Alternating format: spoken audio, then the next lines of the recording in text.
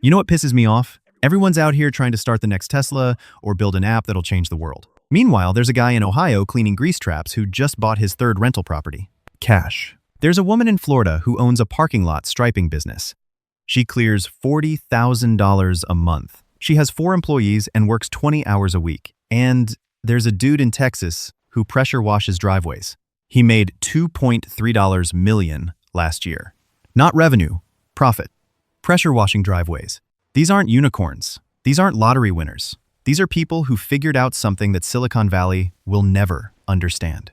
Boring businesses print money, and today I'm going to show you 7 of them that have a 90% success rate. Not made up numbers. Real data from the Small Business Administration tracking businesses over 10 years. But here's the catch, and this is where most people bail. These businesses are so unsexy that your friends will think you gave up on your dreams. You won't get to post about being a founder on LinkedIn. You won't get invited to pitch at startup conferences. You'll just quietly make more money than all of them combined. Still interested? Good. Let's go. Business number 1, commercial cleaning. First one, commercial cleaning. I know, you just rolled your eyes. But hear me out because this is where it gets interesting. There's a guy named Marcus who started a commercial cleaning company in 2019. He had $2,000 and a used van.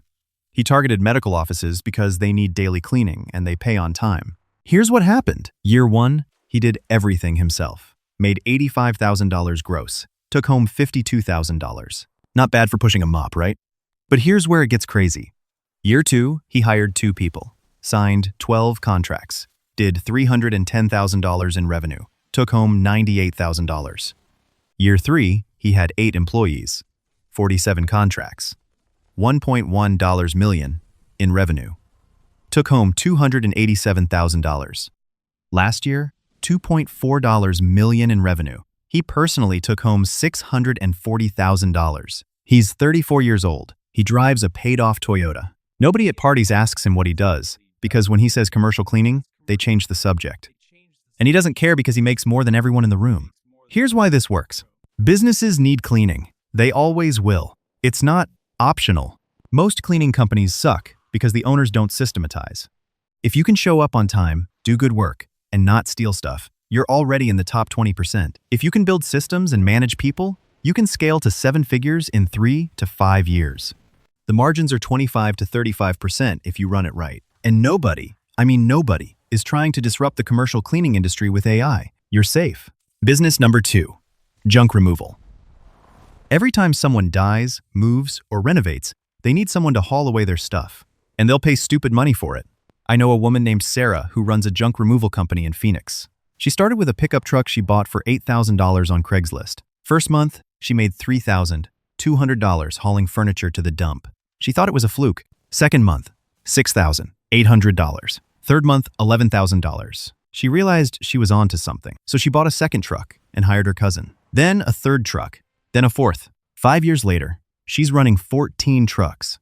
She does $3.7 million a year. Her profit margin is 32%. She takes home over $1 million annually from picking up people's trash. Here's the secret nobody tells you. The dump charges you by weight, usually $40 to $80 per ton. You charge customers by volume, $150 to $400 per truckload, depending on what it is. A full truckload weighs maybe half a ton. You're charging $300, paying $40, and pocketing $260 after labor and gas. Do that 15 times a day across multiple trucks, and you see where this goes. But here's the part that makes this a real business. Most junk removal companies are run by guys who can't show up on time and ghost customers. If you answer your phone, show up when you say you will, and don't damage people's houses, you'll get 5-star reviews and referrals forever. That's it. That's the competitive advantage. Be reliable, and you'll print money. Business number 3, porta-potty rental. And this is my favorite, porta-potty rentals. Yes, portable toilets. Before you skip ahead, listen to this. Construction sites need them. Outdoor events need them. Festivals, weddings, marathons, anywhere people gather outside. And here's the beautiful part. Nobody wants to do this business. It's literally too disgusting for most people to consider, which means there's almost no competition in most markets. I know a guy named Dave who runs a porta-potty business in Colorado. He started with 10 units, cost him $20,000 total, bought used. He services them himself, twice a week. Each unit rents for $125 to $200 per month. His 10 units brought in about $1,500 a month in year one. He bought 20 more units with the profits, then 30 more, then 50 more. He now owns 340 units. His revenue last year was $1.9 million. His expenses? Truck, chemicals, dump fees, insurance, maybe $600,000 total. He took home $1.3 million. For cleaning porta-potties, let that sink in. And here's the thing that blows my mind. He only works 4 days a week. The rest of the time he's fly fishing or doing whatever rich people who own porta-potties do. Because once you have the systems, the business runs itself. Customers call, you drop off a unit, you pick it up, you clean it, repeat. It's not complicated. It's just disgusting. And disgusting pays really, really well. Business number 4, parking lot maintenance. Striping, seal coating, crack filling, sweeping. Sounds boring? It should, because it is. But every parking lot in America needs maintenance every 1 to 3 years. And there's basically nobody doing it. I met a woman named Jennifer who started a parking lot striping business in Atlanta. She bought a used striping machine for $3,000, learned how to use it from YouTube. First job, she charged $800 to restripe a small lot. Took her 4 hours. That's $200 an hour. For painting lines, she did 2 jobs that first week, made $1,400. She realized she could do this every day, so she did. Within 6 months, she was booked out 3 weeks in advance. She hired someone, bought another machine, then another. Last year, her company did $2.1 million in revenue with 11 employees. Her personal take-home was $680,000. Here's why this works. Property managers hate dealing with parking lot maintenance. So when they find someone reliable, they use them forever. And they have dozens or hundreds of properties. Jennifer has 3 property management clients who each give her 40+ jobs per year. That's 120 jobs right there. At $2,000 to $8,000 per job. She barely has to market. The work just comes to her. And the best part?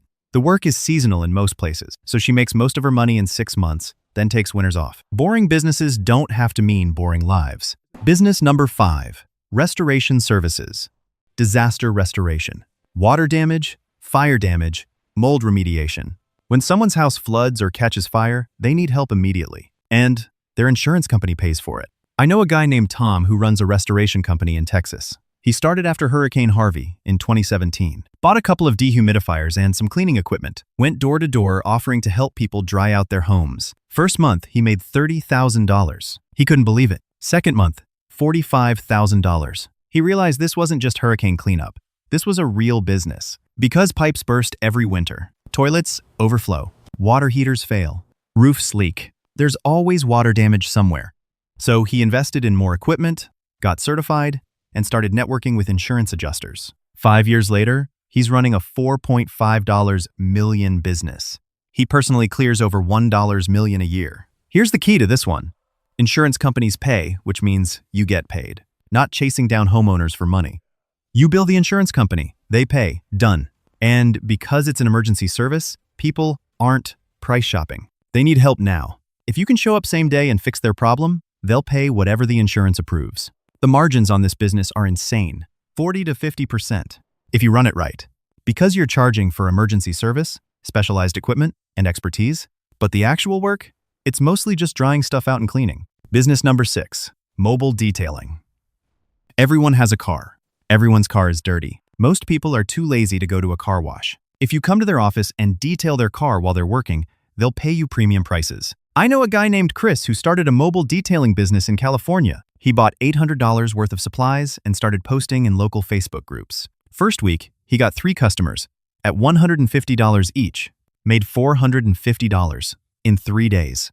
Each job took him about 2 hours. So he was making $75 an hour, more than he made at his engineering job. He quit his job after 2 months and went full-time. Within a year, he had so many customers he couldn't keep up, so he hired someone. Then another. Then another. He now runs 8 detailing vans. Each van does 4 to 6 cars per day at $150, $300 per car. Do the math. 8 vans, 5 cars per day, $200 average. That's $8,000 per day, $40,000 per week, $2 million per year. His profit margin after labor, supplies, and van costs is about 35%. He takes home $700,000 for washing cars. And here's the beautiful part.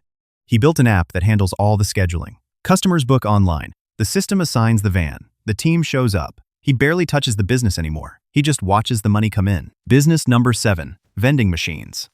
And this one's my personal favorite because it's the most passive vending machines. Not the ones in your office break room. Specialized vending machines in the right locations. I know a woman named Lisa who started with one healthy snack vending machine in a gym. Cost her $3,000 for the machine and the initial inventory. First month, it did $600 in sales. Her cost of goods was $240. She made $360 in profit from one machine that she visited once a week to restock. So she bought another machine, put it in another gym, then another. Then she started putting them in office buildings, schools, hospitals. She now owns 127 machines across her city. They collectively do about $95,000 per month in sales. Her cost of goods is about $38,000. Her expenses for restocking, maintenance, and rent to locations is about $15,000. She clears $42,000 per month, over $500,000 per year. And she works maybe 20 hours a week managing the restocking team. The machines do the work. She just collects the money. This is as close to passive income as you can get in a real business. Why this works and why you won't do it. All right, so now you know all 7. Commercial cleaning, junk removal, porta-potties, parking lot maintenance, restoration, mobile detailing, vending machines. Every single one of them has a 90% survival rate after 5 years, according to SBA data. Every single one of them can get you to 7 figures if you're not lazy. So here's the question. Why doesn't everyone do this? Because they're embarrassed. You can't tell people at parties that you clean porta-potties. You can't post on LinkedIn about your junk removal empire. Your college friends will think you wasted your degree. Your parents will ask when you're getting a real job. And that social pressure is enough to keep most people trapped in jobs they hate or chasing startup ideas that'll never work. They'd rather be broke and impressive than rich and boring. But here's what nobody tells you. After you make your first million, nobody cares how you made it. They just see the house, the cars, the vacations, and they wonder how you did it. And you'll smile and say, I own a business. You won't say which business because it doesn't matter anymore. What to do next? So here's what you need to decide right now. Do you want to be impressive or do you want to be rich? Because you can't be both. Not at first. You can be the person with the sexy startup idea who's always raising money and never profitable. Or you can be the person who owns a boring business that prints cash. One of those people is on Instagram a lot. The other one is quietly building generational wealth. Your choice. If you actually want to do this, pick one of these 7 businesses. Research it for 1 week. Not 6 months. 1 week. Then start. Buy the equipment. Get the first customer.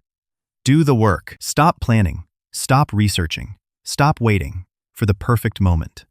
These businesses don't require perfect timing. They require showing up and doing boring work that other people won't do. And if you can do that, you'll be a millionaire in 5 to 7 years. Not because you're special, because you were willing to be boring. Now, go build something that actually works. See you in the next one.